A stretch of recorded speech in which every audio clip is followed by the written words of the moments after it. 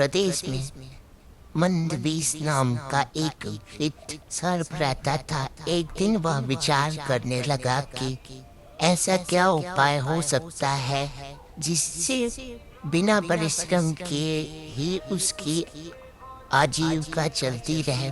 उसके मन में तब एक विचार आया।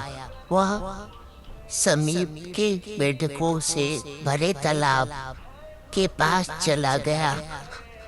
वहां पहुंचकर वह बड़ी बेचैनी से इधर उधर घूमने लगा। उसे इस प्रकार घूमते देखकर तालाब के किनारे एक पत्थर पर बैठे मेढक को आश्चर्य हुआ, तो उसने पूछा, मामा, आज क्या बात है? शाम हो गई है किंतु तुम भोजन पानी की व्यवस्था नहीं कर रहे हो। सर्प बड़े दुखी मन से कहने लगा, बेटे, क्या करूं? मुझे तो अब भोजन की अभिलाषा ही नहीं रह गई। आज बड़े सवेरे ही मैं भोजन की खोज में निकल पड़ा था। एक सरोवर के तट पर मैंने एक मेढक को देखा। मैं उसको पकड़ने की सोच ही रहा था कि उसने मुझे देख लिया।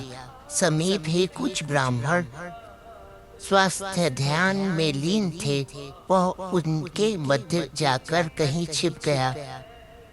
उसको तो मैं फिर देख नहीं पाया, किंतु उसके भ्रम में मैंने एक ब्राह्मण के पुत्र के अंगूठे को काट लिया। उससे उसकी तत्काल मृत्यु हो गई। उसके पिता को इसका बड़ा दुख हुआ। उस शोकाकुल पिता ने मुझे साफ देते हुए कहा, दुष्ट, तुमने मेरे पुत्र को बिना किसी अपराध के काटा है। अपने इस अपराध के कारण तुमको मेढकों का वाहन करना पड़ेगा। बस तुम लोगों के वाहन बनने के उद्देश्य से ही मैं यहाँ तुम लोगों के पास आया हूँ। मेढक सर्प से यह बात सुनकर अपने परिजनों के पास गया और उनको भी उसमें सर्प की वह बात सुना दी। इस प्रकार एक से दूसरे और दूसरे से तीसरे के कानों में जाती हुई यह बात सब मेढकों तक पहुंच गई। उसके राजा जलपाद को भी इसका समाचार मिला। उसको यह सुनकर बड़ा आश्चर्य हुआ। सबसे पहले वही सर्प के पास जाकर उसने फन पर चढ़ गया। उसे चढ़ा हुआ देखकर अन्य सभी मेढक उसकी पीठ पर चढ़ गए। सर्प ने किसी को कुछ नहीं कहा। मंदवीस ने उसे भली भली की करतब दिखाए, भांति भांति के करतब दिखाए। सर्प की कोमल त्वचा के स्पर्श को पाकर जलपात को बहुत ही प्रसन्नता हुई। इस प्रकार एक दिन निकल गया। दूसरे दिन जब वह उनको बैठाकर चला तो उससे चला नहीं गया।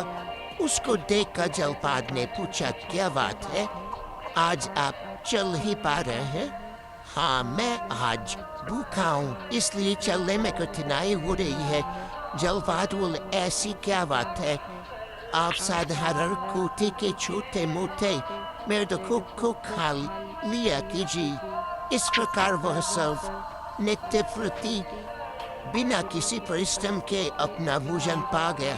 किंतु वह जलपाद यह भी नहीं समझ पाया कि अपने क्षणिक सुख के लिए वह अपने वंश का नाश करने का भागी बन रहा है। सभी मेढकों को खाने के बाद सर्प ने एक दिन जलपाद को भी खा लिया। इस तरह मेढकों का समूचा वंश ही नष्ट हो गया। दोस्तों, आपको मेरी ये कहानी कैसी लगी? आप मुझे कमेंट करके जरूर बताएं। Thank you.